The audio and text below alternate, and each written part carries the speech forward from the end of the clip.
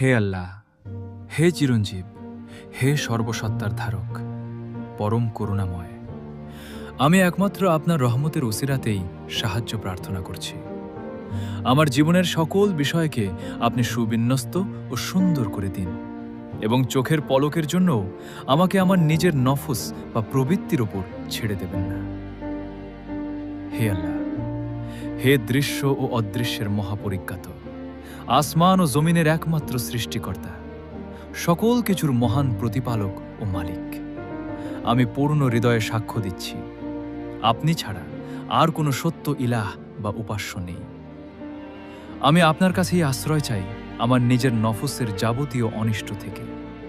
আশ্রয় চাই অভিশপ্ত শয়তানের চক্রান্ত এবং তার শিরকি প্ররোচনা থেকে।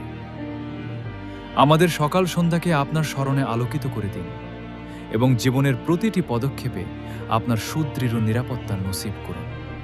আমিন ইয়া রাব্বুল আলামিন।